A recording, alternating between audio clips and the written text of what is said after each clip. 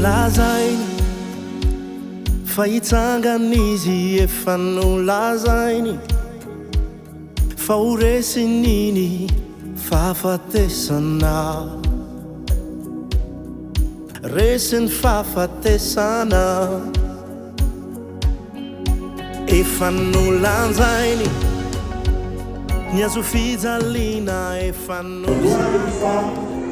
folo any andiny faraika amin'ny telopolo mivaky toy izao amin'ny anaran'i Jesosy Korinthiana voalohany toko fahafolo andiny faraika amin'ny telopolo hoe koa amin'izany na mihinana na misotro ianareo na inona ataonareo dia ataovy ho voninahitran'Andriamanitra izany rehetra izany. Na inona ataonareo dia ataovy ho voninahitran'Andriamanitra izany rehetra izany. Loatsika hiara hivavaka dia tonga dia hiroso avy hatrany amin'ny fideranan'Andriamanitra. Andriamanitra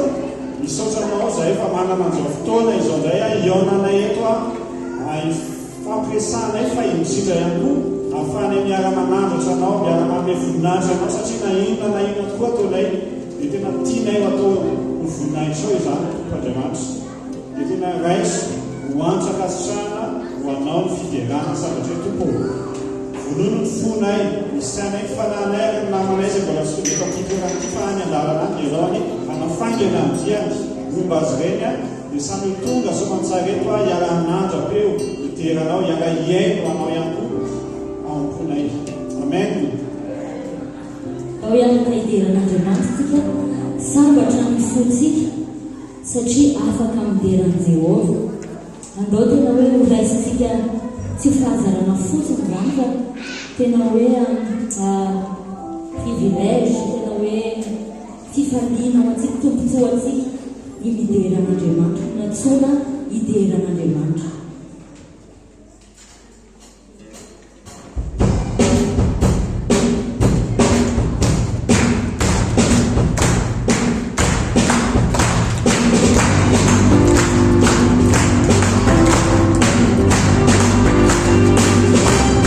Samba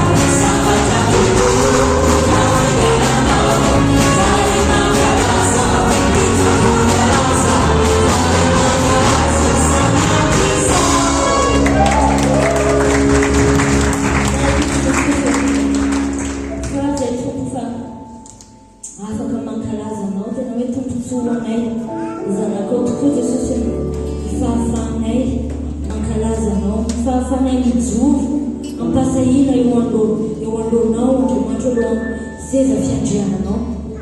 ary tsy misy na dia kely akory ary mahamendrika anay fa nony amin'ny zanakao Andriamanitra dia indreto izahay mijoro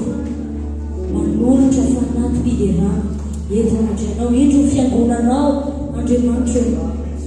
manolotra fanatim-piderana eo anatrehanao mbola hideran'Andriamanitra ihany tsika tirity dia milaza hoe tsara Andriamanitra tu es bon Laoari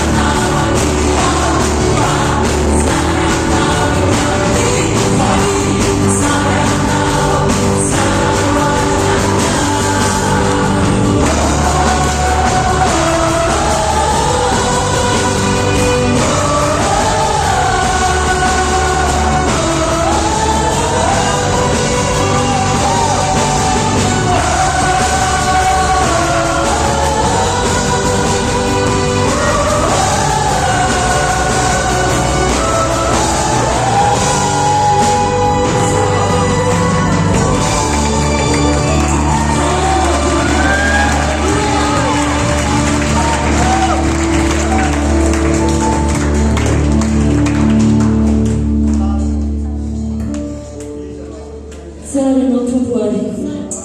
mbola hideranao ihany zany tena hoe mamy zany mideranao zany de sasa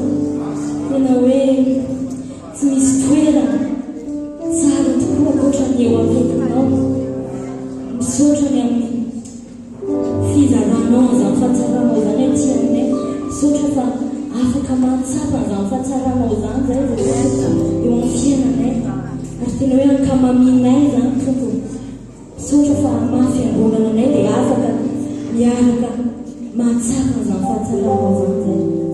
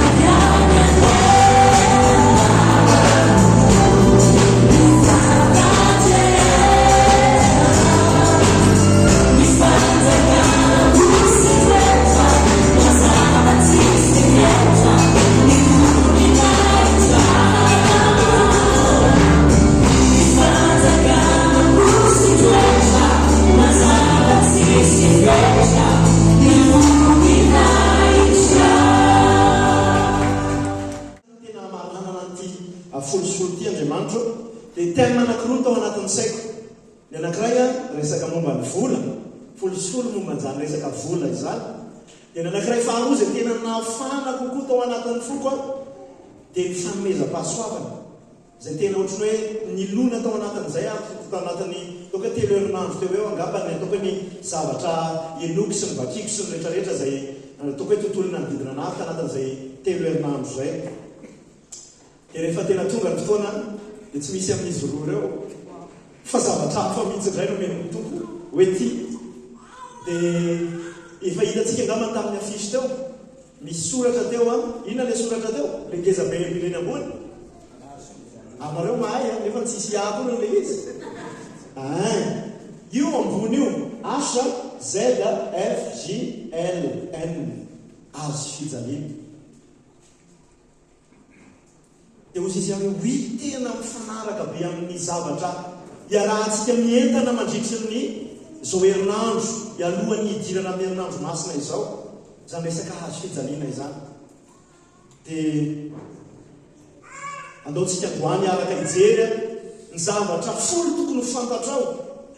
momba n'izany hoe hazo fijaliana izany dia mino fa miala teto isika misy arepana folo ny zavatra folo fantatra momba ny arepana folo tanatin'izay herinandro 12 niarantsika namakifaty ny fampianarana folo sy folo izay isy pause kely teo anelanelany teo a fa tena hoe ny akabiazan'ny zay 12 herinandro zay dia tena hoe mijery an'izay hoe folo sy folo izay isika dia hijery an'izay hazo fijaliana izay isika zavatra folo tokony fantatrao a momba ny hazo fijaliana ny voalohany amin'izany dia hoe ny hazo fijaliana enatra sy fijaliana mafy indrindra tiako hipetraka ao anatin'ny saitsika no mialohan'ny hidirantsika lalina amin'le texte zay tiako hiarahana mijery amintsika amariparitra tonga ny saitsika azo an-tsaina hoe inona marina moa zany resaka hazo fijaliana zany raha ohatra ka andeha ametraka iambozina kolie misy hazo fijaliana isika na mety tsy haiko amialatsiny afaka miresatsika rehefa tonga ny fotoana hoe fampiresantsika n'izany hoe tsy haiko teanao tombonkavatsy ianao hazo fijaliana tianao atao inona kay ao ambadika zany ametakitsika ao atao alinato a karazana zavatra lumineux hazo fijaliana inona kay midikan'izay mahititsika hazo fijaliana eny amin'ny toerana maro samihafa inona kay tena ao ambadiky iny zavatra iny inona kay ao ambadiky niny hazo anankiroa ny fanintsiny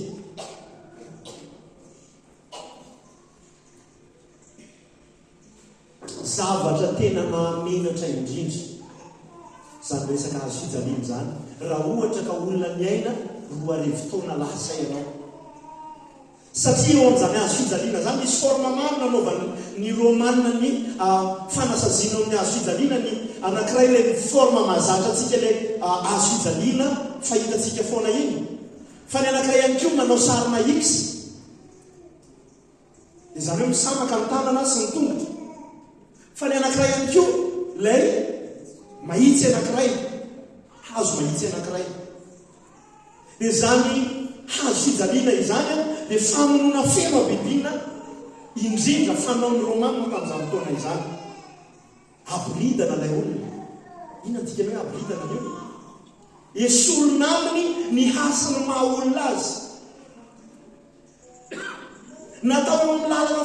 falehan'ny olona fahitan'ny olona apetraka eny atapitendrimohitra tahaka ny tokalvarita ao bolokota mba ho hitan'ny olona rehetrarehetra hoe iny olona iny dia fatritrany olona iny tsisy ilaivana azy iny olon-dratsy iny zany hoe raha izay zavatra anakony resahako zay fotsiny dia azo sika an-tsaina hoe tsy famonona olona fotsiny ny azo fijaliana fa fanesonana tanteraka ny asany maha olona an'ilay olona anankiray mialohany aminona azy zay raha tsoina hoe matiasina zany hoe ny olona miantona amin'izany azo fijaliana zany dia matiasina tanteraka tsy manana ny asany maha olombelona azy intsony dia araka tereniko teo ny olona antona amin'ny azo fijaliana dia indraindray samana ny tanany sy ny tongony fantsina ny tanana matongotra ary an' jesosy mbola miampy an'izay tsy vitany fantsihana ny tanana matongony fa inany koa Misatroana tsiro izy satria inona ny zavatra andresahana inona no fiampangana anankiray anisany nitoriany jiosy azy anankiray aloha izy la miteny hoe andriamanitra izy fa anankiray dia hoe io no mpanjakany jiosy dia nomena izy satroka tsiro azonao an-tsaina dia raha lasana vavy ny zavatra ny ainana Jesosy tamin'izany.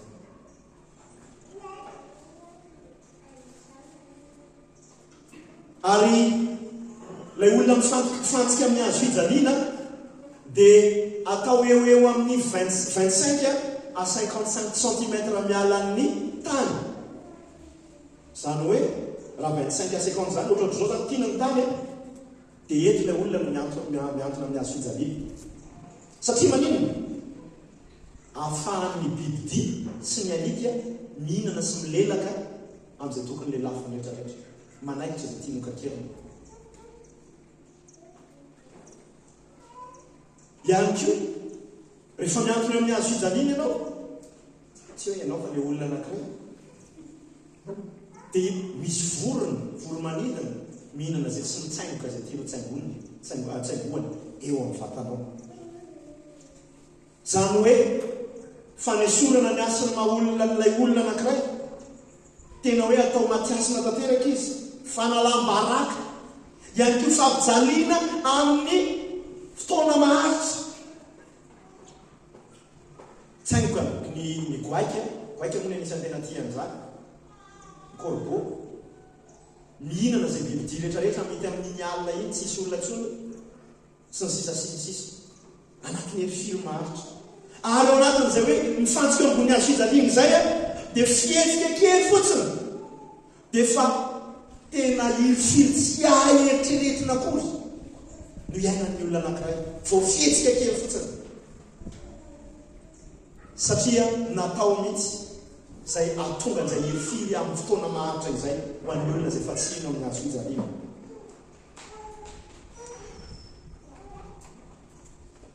Ary ny fomba famatsihana ny tongotra sy ny fikapohana ny tongotra ilay olona mifantsika eo amin'ny hazo fijaliana dia natao mba hahalavalava ilay fijaliana sy tsy hahafahany avokavoka makarivotra intsony. Dia zany hoe ny olona mifantsika amin'ny hazo fijaliana zany dia miaina fahasekorana amin'ny fotoana maharitra. Zany ny ambadika eo hazo fijaliana zay iambozona antsika eo. Zavatra anisan'ny tena mahamenatra sy fijaliana anisan'ny mafy indrindra. Dia zany hoe fahafahambaraka lehibe ho an'ny olona izay miantona eo ambony hazo fijaliana, ny hazo fijaliana, fa ny fianakavian'ilay olona ihany koa dia tena hafabaraka hoe fahafatesan'ilay havanay. Saziana miaraka amin'ny havana hoe zanak'izy tony fanantony eo amin'ny hazo fijaliana. Azo sikatsaina ny abony ny ainany Maria tamin'izany fotoana izany. Kanefa raha mijery manokantsika an' Jesosy izay olona anisany amin'ireo olona manarivony mifantsika teo amin'ny hazo fijaliana, manalony kosa koa ary. Satria tamin'ny amin'ny taona 70 tanoany tamin'ny nandrodana ny tempolo tao Jerosalema ny Romanina dia tena hoe natao zavatra fomba fanao mihitsy, tsy hitantsony izay azo amatsiana olona amin'ny hazo fijaliana mba hitsatra fikomiany vahoaka jiosy tamin'izany fotoana izany 70 tao aorianan'i Kristy. Fa iny hazo fijaliana iny dia tena endriky ny fanetretena ngeza be nataon'i Jesosy Kristy. Satria raha mijery amin'ny Filipiana 4:9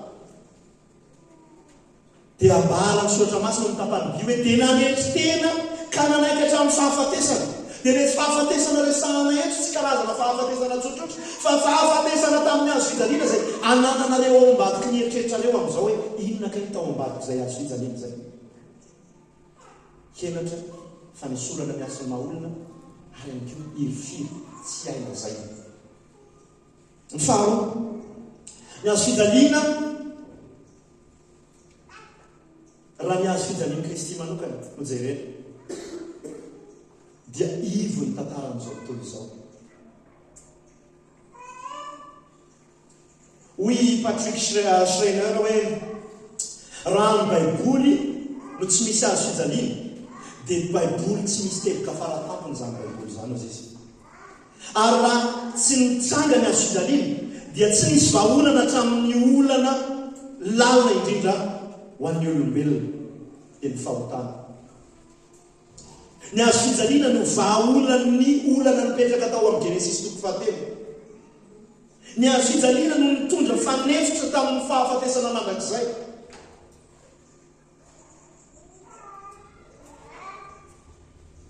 Naloha teo amin'ny azo fijaliana Jesosy Kristy io ny fahotana zao tontolo zao. Zay no maivony zao tontolo zao an'io azo fijaliana io. Dia tsy ilay azo fotsiny fa ilay olona niantona teo amin'ny azo. Dia tsy izy zany fa Jesosy Kristy. Ary ny fahatakarana an'izay indrindra no natonga ny Paoly nilaza ao amin'ny Korintiana 1:2-2. Satria ivon'izao tontolo zao, ivon'izao fiainantsika eto amin'izao tontolo zao zao ny azo fijaliana. Dia hoy izy hoe fa ninitsy ahafantatra zavatra hafa teo aminareo aho, afa-tsy izy Jesosy Kristy dia tsy zay fotsiny. Indrindra fa izy vao omby teo amin'ny azo fijaliana. Teo tsika tao amin'ny Filipiana 2:9-5 dia nahitsika hoe nanaiky hatramin'ny fahafatesana izy. Dia ilay fahafatesana teo amin'ny azo fijaliana hoe indrindra ilay fahafatesana teo amin'ny azo fijaliana. Dia eto indray isika ninitsy nafantatra zavatra hafa teo aminareo afa-tsy Kristy. Indrindra fa izy vomby teo amin'ny azo fijaliana. Voaray antsika ve zany? Fotsy antsika anisan'ny pozy anankiray tao anatin'ilay fampianarana 10 ilay niresantsika n'izany hoe filaza ny tsara izany. Teboka fahatelo hoe ny azo fijaliana manokatra ny fanekena vaovao. Raha misy fanekena vaovao dia inona ny miaraka amin'izay? Misy ny fanekena taloha. Fa nanomboka teo amin'ny azo fijaliana dia misy pejy vaovao nosokafan'i Jesosy Kristy, nosokafan'Andriamanitra telo izay iray mihitsy azy. Satria teo amin'ny azo fijaliana dia hita ny asan'ny Trinité. Ny Ray naninaka ny Zanaka nanatanteraka, ary ny fanahy masina manondro ny Zanaka. Izay mifantsika teo amin'ny azo fijaliana maty atsika. Nanomboka teo amin'ny azo fijaliana. Dia mino fa tsy sendra raha ilay tamin'ny aby resaka ilay efitra masina indrindra ny saraka ny zara roa ny rideau mavesatra dia tena mavesatra tao amin'ny efitra masina indrindra. Dia ahoana moa izy Jesosy? Vita. Tsy hoe tsy mahita ho teneny izy fa misy dikany ngeza be ny teniny ray ny teneny iny hoe vita ny asa famonjena, vita lay asa lay mission nanirahan'Andriamanitra ray azy teto amin'izao tontolo zao. Dia ozy hoe niteboka fahateto hoe ny azo fijaliana manokatra ny tantaran'izao tontolo zao amin'ny fanekena vaovao. Ho avy nandray fanasany tompo tsika teo. Misaotra an'Andriamanitra ako misy amintsika tena mandray ampamatorana an'izany fandraisana ny fanasany tompo zany ka mandinika ny tena mialoha ny atrehana an'izany. Andrindray mampandefitra mihitsy ara ny ataoko hoe ny amposiny ataoko hoe ny zavatra maro samihafa sy ny fijerin'ny olona sy ny sisa. Fa hoe aloha hitsaratra dia andinika ny tena. Tiaka sitraka anareo manokana ako an'ireo zay mety hoe efa ao anatin'ny fononan'i Jesosy Kristy ianareo kanefa nozizinareo hoe andreo apa andinika ny tenako manokana. Miandro fantatrazana toerana mipetraka eo amin'izay toerana zay hoe za tsy nandray na tsy handray fa miandrasa fantatra amin'ilay fotoana zay ahafahanao miombona indray amin'ny vahoaka an'Andriamanitra. Ary ataovy tena hoe tsy andro mihitsy amin'ny fotoana izany. Fa nandray fanasany tompontsika teo dia iny fampatsahivana hita maso. Iny fampatsahivana hita maso. Tahaka ny zanak'Israely tamin'ny fotoana andro ny tao amin'ny fanekena taloha dia misy fampatsahivana hita maso n'ilay olona anankiray aloha zany ilay olona nanaovana anazy dia ny famorana. Fa ty anankiray antiako fampatsahivana hita maso atsika. Ary ny tenin'Andriamanitra ao amin'ny Baiboly dia tena betsaka mihitsy ny zavatra apresian'Andriamanitra antsika olombelona ho atao indrindrandrindra fa tany amin'ny testamenta taloha zay tsy hoe mbola noliberena toko hoe liberalisena ny fiasan'ny fanahy masina. Dia tamin'ny tao amin'ny testamenta taloha dia apresiana ny olona anao tsangam-bato fahatsiarovana, anao an'izao fahatsiarovana, anao an'zatsy fahatsiarovana. andrindray anany tafitra anatin'izany fahatsiarovana izany fahatsiarovana ny fanekena nataon'Andriamanitra sy tamin'ny zanaka Israely ny famorana maneho ny fanekena vaovao ilay zavatra miarahantsika miaraka nandray teo ary aza maivaniny zany alohan'ny atrehanao an'izany isaky ny alohan'ny alahady voalohany volana dia omaniny fonao aza tonga amin'ny fahazarana fotsiny dia hoe dia lasa fotsiny mandeho azy fa tena ray soapahamatorana zany fandraisana ny fanasana tompo zany ny nofony nompotipotehana ny rano nalatsaka dia zany nanokatra varavarana ho an'ny rehetra ho amin'ny hoankononana vaovao izay misy atsika amin'izao fotoan'izao ary ity ilay eglizy lokala fa misy atsika ihany koa rapirinanao ao anatin'ilay eglizy universelle na ny fiangonana maneran-tany na atsotsika amin'ny fiteny mahazatra ihany koa fiangonana katolika dao reo sens propre du terme ao anatin'izay tsy le hoe eglizy katolika romana ny teneny koa fa midika an'ilay hoe katolika dia maneran-tany izay mihitsy ny tena dika nanokatra atsika ho amin'ny ankonana vaovao ary tanteraka ao amin'ny ankonana vaovao zay nosokafana ny fanekena vaovao iny ten'Andriamanitra amin'ny Jeremia 3:30 azafady Jeremia 3:30 amin'ny 7 amin'ny 30 ka hatramin'ny 4:30 amin'ny teboka fahafiry tsika zao fahatelo Jeremia 3:30 andininy 4:30 amin'ny 30 ka hatramin'ny efa hiditra ny Jeremia tsika atsotsy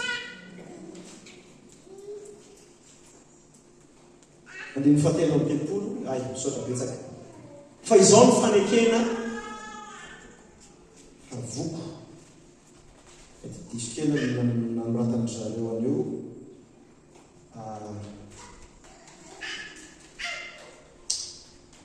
ny fahafiry izy teo tao amin'ny 3 fa izao ny fanekena ataoko zay eo fa izao ny fanekena ataoko amin'ny taranaka Israely rehefa afaka zany andro izany hoy Jehova dia ataoko ao an-tsainy ny lalako sady hosoratako ao am-pony ary izao ho Andriamanina ary izy olo ary samy tsy ampianatra ny namany sy ny rahalahiny avy intsony izy hoe mahalalany Jehova fa samy ahalalahy avokoa izy rehetra hatramin'ny kely indrindra ka hatramin'ny lehibe indrindra hoy Jehova fa tafiditra anatin'ny fiangonan'Andriamanitra ianao olona natsony amin'ny anarany olona nateraka indray dia ao anatin'izay ianao hoe me mahalala an'Andriamanitra bebe kokoa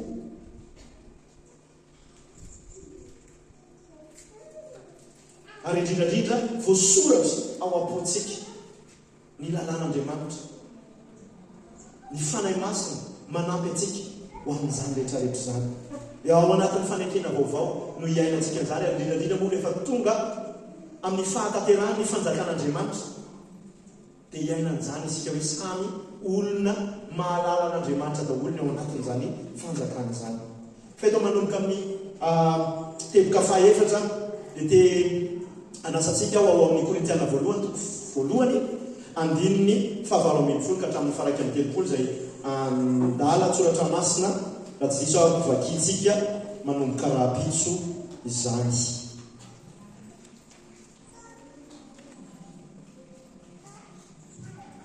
tenao hoe hoaotsika Korintiana voalohany toko voalohany andininy 9 dia ndao alefantsika tsikakely izy ajantsika eo ny 5:20 dia ho vakiko amin'ny anaran'i Jesosy fa ny teny tao amin'ny azo fijaliana dia fahadalàna amin'izay ho very fa herin'Andriamanitra kosa amintsika izay vonjeny fa voasoratra hoe ho fanako ny fahendreny ny endry ary ho lavitro ny fahalalany mahalala Isaia 3:20 aiza ny endry aiza ny mpanora-dalàna aiza ny mpiady hevitra avy amin'izao tontolo izao tsy nampidian'Andriamanitra ho fahadalàna va ny fahendreny izao tontolo izao fa satria na dia naseho azy ny fahendren'Andriamanitra ny fahendrena dia tsy nahatonga izao tontolo izao ahalala'Andriamanitra ka dia fahadalàna ny fitolany teny no sitrak'Andriamanitra aminjeny izay mino fa ny jiosy mila famantarana ary nizay krista mitady fahendrena fa izay kosa mitory any kristy voaomby amin'ny azo fijaliana dia fahakafitonana amin'ny jiosy ary fahadalàna amin'izay kristy fa amin'izay voantsy kosa na jiosy na jetrisy dia kristy izay herin'andriamanitra sy fahendren'andriamanitra somary lavalava le passage eo fa mizarazalaitsika ihany koa dia raha ntsika mijery ny ampahany voalohany anatin'izany eo ny azo fijaliana fahadalàna ho an'izay verina ako amin'ilay nanomboako azy tariany voalohany azonareo an-tsaina hoe le azo fijaliana hoe inona le izy zavatra mahamenatra ina ihany keo fanalambaraka faratampony ina ihany keo irifiry maharary tena zavatra tena hoe irifiry farak'izay zokiny raha mitsika am'izao zavaty tea mankely fotsiny ako n'ilay ampahany iarahantsika mijero anatin'ny teliteloka faefatra ty hoe fa miteny amin'ny azo fijaliana ozy izy dia fahadalàna amin'izay overy andininy fahavalo amin'ny folo tampaniaka amintsika am'izao vanim-potoana zao satria tsika efa tena exposé tanteraka amin'ny fahafenonany amin'ny fahalalàna ny soratra masina ary voatory etsy erony afatry ny filazantsara efa lasa mahazo amin'ny ampahany kely any isika an'izany resaka azo fijaliana izany fa tamin'ny olona tamin'izany vanim-potoana ny siny zany azo fijaliana izany raha mizala ny afatry ny filazantsara ianao ny afatry ny azo fijaliana ianao dia tena fahadalàna faratampony zany hoe lehilahy maty tamin'ny fahafatesana farak'izay mahamenatra indrindra fahafatesana zay feno abibi dia veriny reto olona reto ahavonjy azy adaladala tsy misaina ary mbola samy'izao vanim-potoana izao indrindra fa amin'izao vanim-potoana zay mampalaza kokoa amin'ny fampianarana voizin'ny humanista sy ny zavatra maro isan-karazany fampianarana diso samihafa eo mahiiza ny ino an'izany jesosy tsy fantatra akory ny nisy fahafatesany tsy fantatra akory ny nisy sy ny sisa teny olona tamin'izany fotoana izany dia mieritreritra mihitsy hoe agegena faratampony ny kristianina tena hoe gaigy reto mivadika-dala reto hoe zavatra izany hoe niorenany fonony reto tsy mba hoe andriamanitra tonga dia tena tsy mba nandalo fijaliana mihitsy fa le andriamanitra zareo tena miasa irifiry maty tamin'ny zavatra mahamenatra indrindra nororano no esona natao ihany keo nolakona sy ny sisa fa hoanao izy izy ho foanako ny fahendreny endry ary ho laviko ny fahalalany mahalala aiza ny endry tamin'izany fotoana zany ny endry mety nantsona tamin'izany fotoana zany le antson'ny paoly eto dia ireo sage ireo intellectuel ireo philosophe aiza ny mpanora-dalàna ireo mpahay ny lalàna zany hoe tao anatin'ny fivavahana jiosy anankiray io zany le endry io matetika ny any amin'ny côté any zareo grika côté any mety ny romane fa ny mpanora-dalàna dia resahany kokoa ny avy ao amin'ny jiosy aiza ny mpiavy hevitra verina indray na ao amin'ny jiosy na amin'ny jetilisa dia samy misy an'izany ireo penseur ireo intellectuel avy amin'izao tontolo izao tsy nampidian'andriamanitra ho fahadalàna fa ny fahendren'izao tontolo izao dia izareo mieritreritra n'ireo kristiana tamin'izany fotoana izany hoe adaly reto gaigy reto fa izay izy ireo mieritreritra n'izany hoe gaigy reto ireo indrindra ny fijerin'andriamanitra azy no tena adaly ary navadiky andriamanitra ho fahadalàna ilay fahatakarana arak'olombelona izay nananana tsy milaza akory ny ten'andriamanitra hoe tsy natao an'ny olona tahaka an'izany na manana ny capacité intellectuel ilana izany ary matetika arbetsaka ireo olona zay tena hoe intellectuel no kristiana nino any kristy iza moa namorona n'ilay takamo Thomas inosonga anisany zany Einstein nino iatoa n'andriamanitra tsy nainany Jesosy izy fa nino ny fisian'andriamanitra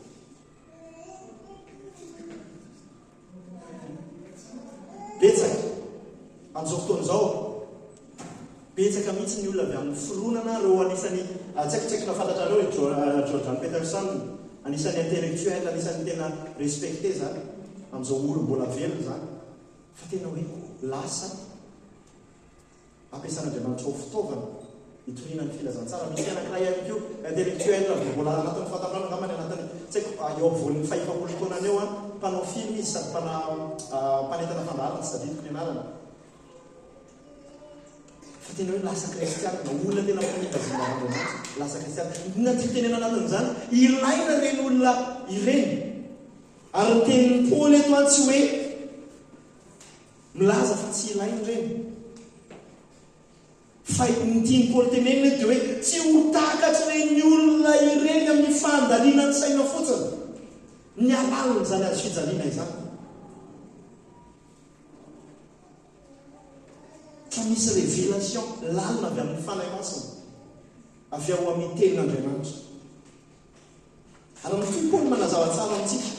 fa satria na dia naseho aza ny fahendren'Andriamanitra, ny fahendrena ozy izy dia tsy nahatonga an'izao tontolo izao ahalala an'Andriamanitra.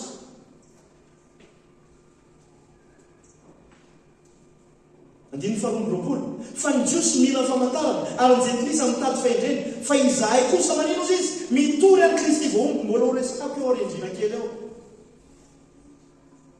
vohomby tao amin'ny azo fijaliana dia fahatafotohinana amin'ny jiosy ary fahadalana amin'ny jentilisa. Zany ny amin'ny azo fijaliana, fahadalana ho an'ny jentilisa, fahadalana ho an'ny jentilisa, fahatafotohinana ho an'ny jiosy.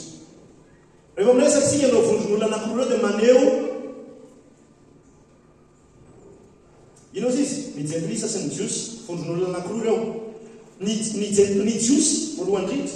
dia maneho ireo mpanaraka fombafomba mpivavahana na hoe religieux. Ao amin'ny jiosy be dia be ary ny ankabeazany tena izay mihitsy hoe religieux. Ny kristianina narana fotsiny dia betsaka ny religieux. Ny silamo, ny boudiste, ny mpanompo sampy, reny rehetrarehetra reny dia vosikajy anatin'olona hoe jiosy na hoe religieux. Zay ny zavatra tiany Paoly atongavana anatin'ilay hoe jiosy sy jentilisa. Resahan'ny Paoly ihany koa ny jentilisa dia maneho ny olona mpanaraka amin'ny fahendrena arak'olombelona, ny athée, ny humaniste araka ny resahako teo sy ny sisa sy ny sisa. Dia tadidio nefany fa misokatra ho an'ny olona rehetra ny fanasan'ny filazantsara, fa izay manetry teny ino ny fahadalany ny afatry ny filazantsara ihany no mamaly tsara amin'izany. Averika ihany misokatra ho an'ny olona rehetrarehetra ny afatry ny filazantsara, ny fanasan'ny filazantsara, fa izay manetry tena ino ny fahadalany ny afatry ny filazantsara ihany no mamaly tsara an'izany ary raisin'Andriamanitra ho zanany. Dia tena adalana tokoa rehefa jerenao amin'ny fisainany maha-olombelona zany azo fijaliana izany sy ny afatry ny azo fijaliana. Fa hiditsika amin'ny teboka fahadimy dia hoe ny azo fijaliana herin'Andriamanitra ndray io raha ho an'ny jiosy ny jentilisa ilay voasarona tao anatin'ilay zavatra resahako teo hoe olona mpanaraka fombafomba mpivavahana sy jentilisa dia olona miankina amin'ny fahendren'olombelona dia fahadalana zany azo fijaliana zany. Fa ho atsika kosa ho an'ny vonjena kosa dia herin'Andriamanitra izany, herin'ny fitiavana izay hita tao amin'ny nanolorany ny tenany teo amin'ny azo fijaliana araka ny Jaona 3:1-5.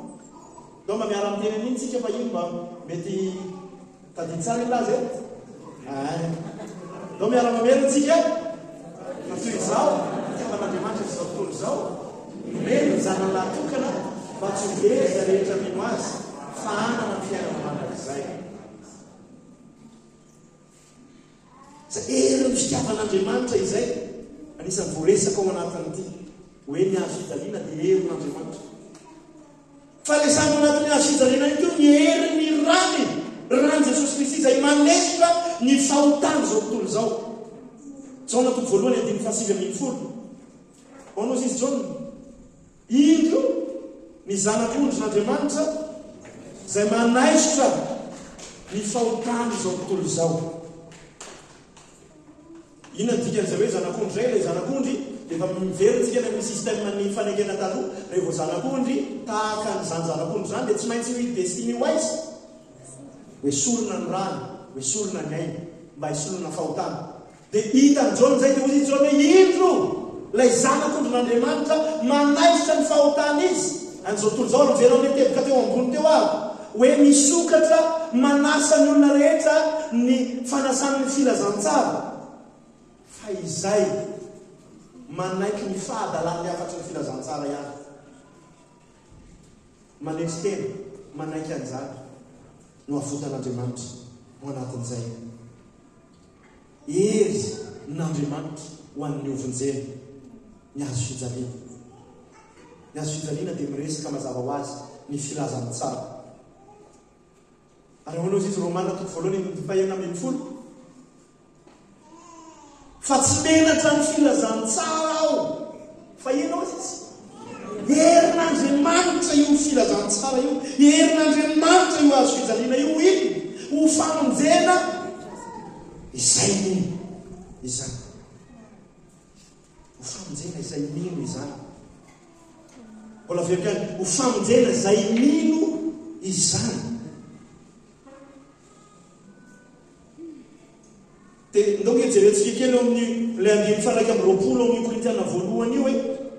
toko voalohany ka dia fahadalan'ny fitoran'ny teny no sitrak'andriamanitra aminjeny izay mino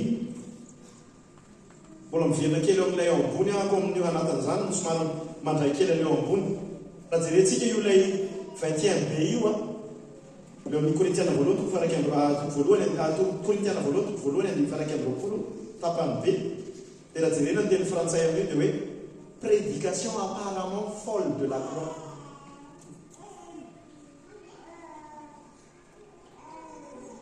prédication apparemment folle de la croix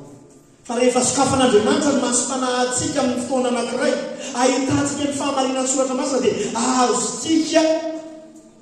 fa tsy maintsy matika Kristy ho sorom-panavotana amin'ny fahotanao lay fahotanao izay maharikoriko an'andriamanitra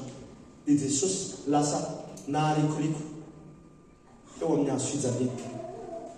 tsy naharikoriko araka ny endrika fotsiny fa satria nitotona teo amin'ny fahotana zao tontolo zao ka natonga azy niantso hoe ny rayo nahoana dia nafoy ahy ianao satria andriamanitra masina izy tsy tia fahotana ny fahotana nefa io fahotanao io ny fahotako natotona tao amin'i Jesosy Kristy tamin'ny fotoana anankiray teo amin'ny azo fijaliana dia ny olona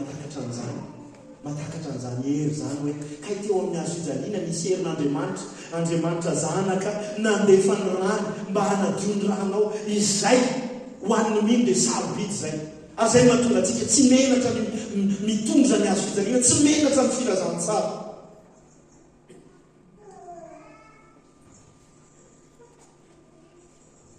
mampiasa kilalao teny ihany koa i Paoly ao anatin'io andalana anankiray io mampihoatra ny fahaдаlan'andriamanitra sy ny fahalemen'andriamanitra tsy haiko na afaka jerentsika kely io amin'ny ao amin'ny baibolitsika ao amin'ny andiny fahadimy amin'ny roapolo mapetaka kely hoe zafady korintiana voalohany toko voalohany ny fahadimy amin'ny roapolo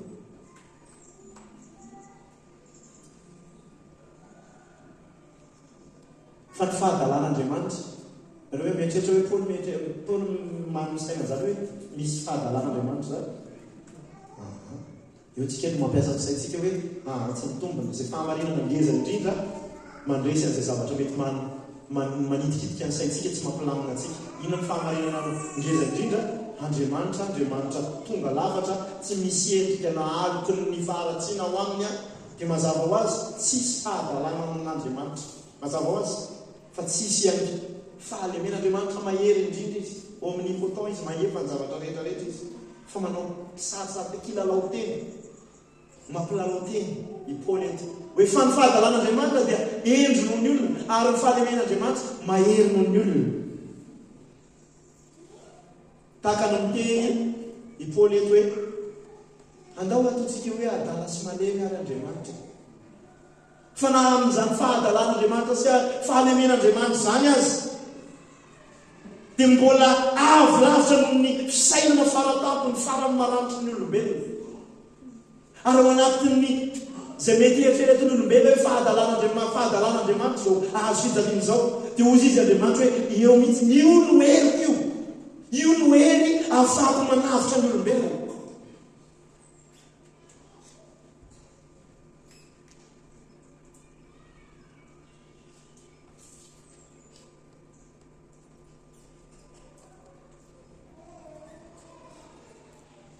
mbola verikany ny azo fijaliana dia ino ozy izy ilay teloka fahadimety herin'Andriamanitra ho an'ny vonjena. Iza ny olona nandray famelan-keloka, iza ny olona nandray fitiavana amin'Andriamanitra, iza ny olona nandray famonjena, nandray fahagagana, fananganana teo ampotry ny azo fijaliana Jesosy Kristy ka tsy niova. Izy impossible zany. Izay olona niaona tamin'io teo amin'ny azo fijaliana nandray ny famelan-keloka, nandray ny famonjena, ny fananganana anaka teo amin'ny azo fijaliana dia tsy maintsy miova. Ny sasany mety miova tena tonga dia eo no eo be dia be, ngeza be ihany koa ny fiovana, fa ny sasany miova tsikelikely. Andriamanitra miasa amin'ny tsirara iaby arak'izay tia miasana ary ho voninahiny daholo na ilay tonga dia miova eo no eo na ilay miova tsikelikely. Herin'Andriamanitra manova no hita ao amin'ny azo fijaliana eo. Herin'Andriamanitra manova asiana olo-baovao. Fa enina, ny azo fijaliana dia toriana amin'ny jiosy ihany koa sy amin'ny jentilisa. Eto isika rehefa miditra bebe kokoa amin'ny fampiarana ka dia toko hoe mety famadibadika eo ihany azy. Fa ny jiosy ozy izy mila famantarana ary ny jentilisa mitady fahendrena. Fandraisantsika tao ambony kely tao. Fa izay kosa mitory any ndao miara-miteny mafy sika dia mbola misy tena tena ho anampy tsy raharaiko na dia ataon'ny olona hoe nga dia tena tsy misy akoatran'izany azo fijaliana zany. Ndao mba ianarana amin'ny tsy haiko 4e dimension 5e dimension, ndao mba ianarana ny zao sy ny sisa sy ny sisa. Tsy mampaninina fa reo nampahatoky an'ireo apôstôly dia tiako atokiana ihany koa ary atokiako mandrapatapitry ny fofomaika.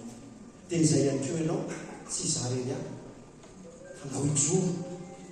ary tena ho fantatritsika amin'ny maha-olony filazantsara tsika, olona voavela eloka teo amin'ny azo fijaliana navesatra tao anatin'ny fokomitsy ilay ilana sekonirano iny rahalahy maniry mafy ry Jesosy tompo ny aloka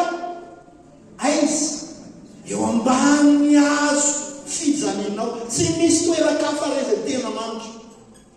ny azo fijalianao no fialofako. Amen. Fa izay kosa mitory an'izy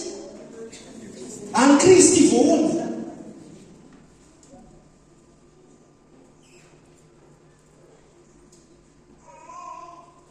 Tena mila mitoetra mijanona kely sika tina zany tokoa hoe mitorintsika na lasa nababa. Raha andehantsika manomboka amin'ny le 14 ka hatramin'ny le 18. Nareo hoe amin'izao 2025 zao nefa tsy dia mbola mino an'izany angano tôly zany angano bazary zany. Dia ina indray zay le olona teraka iny jentilisa tsy te halalan'Andriamanitra akoatran'izay fahalalana sy fahendrena arak'olombelona. Fa ireny olona ireny efa dia natahaka an'izany raha mihavaliny ianao dia torio foana Kristy voaomby teo amin'ny azo fijaliana. Zarao aminazy foana. Mety tsy mahay mizary ianao, mety tsy mahay fazarao amin'ny fanasana, anota fanasana maro isika. Dia afaka any amin'ny Facebook raha ohatra ka any amin'ny Facebook ianao na any amin'ny WhatsApp na sy ny sisa sisa aparitao amin'ny olona namanao reny anasana amin'ilay fanasana ilay azo fijaliana ho ataontsika amin'ny 18 io. Dia sady mitory isika ny manasa ny olona, mety tsy mahay mitory ianao atreto fa tsy maintsy hianatra ny tory ihany koa indray androany. Dia tena hoe izay hoe sarao amin'ny olona ny fanasana azy hoe ndao iainy afatry ny filazantsara izay mety mampime anao fa nefa izay no fahamarinana Kristy voaomby. Fahafito, azo fijaliana tsy toriana ihany io tsy toriana fotsiny io fa mila iainana sy entina ihany koa ny azo fijaliana. Ono izy Jesosy ao Mateo 4:7-7 mba tsy handeha ilana ny antsika mantsy hoe antsika mitory an'ilay Kristy voaomby fotsiny fa mila miaina ihany koa isika. Ary mety anatin'ilay fitoriana ny Kristy voaomby mihitsy raha nitondrano fijaliana ny azo fijaliana ao anatin'izay. Mateo 4:7-7 dia hoy Jesosy tamin'ny mpianany, raha misy olona mba miara-miteny daholo sika, raha misy olona izakaiza ny olona te hanaraka an' Jesosy mba tsakavo tokany dia samy mijery daholo ny toyany rehetra toyany amin'ny teny.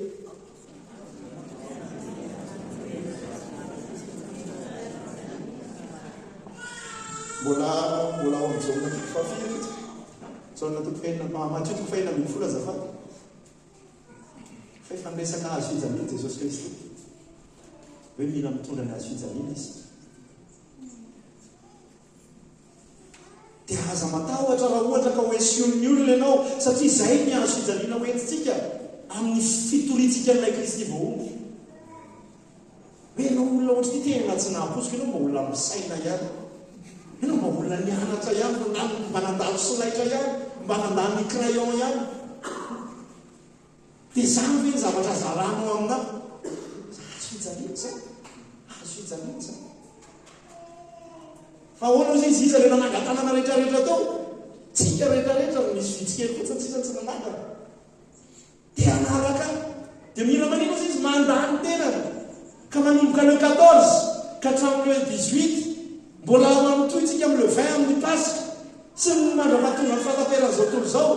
dia mila mandany tenantsika isika. Ka tsy tsy maintsy avebebona zao programme izy fa tsy ahoana no niresahako amin'ny directeur ako azany zavatra zany na niresahako any tsy haiko mpatron-ako momba an'izany na tsy haiko hoe inona na reto mpiasako reto momba an'izany tsy ataon'zareo hoe ka tena ohatra ny zavatra hafahafa ny nombo patron. mila mandady tena dia mitondra ny azo fijaliana hoeto zany hoetiko zany za ary lohalalana amin'izany. Tsy haiko nareo mifinipinitsika nanao anetsika hazo fijaliana tany amin'ny taona 2021-2022 fa tena mandeha eo amin'io galana eo dia eo no mizara fanasana sy mizara eo amin'io shoprite io mizara ny filazantsara eo. ary reo olona tena mahamenatra anao mihitsy samy ve niresaka amin'ny olona tena ohatran'ny patabe izay mihitsy tsy ny mérite-tsika dia tsy misy afaka isika eo masony fa natao afaka noho ny amin'ny hazo fijaliana Jesosy. Tsy afaka ny mifaly isika ao anatin'izany hoe fantatro loatra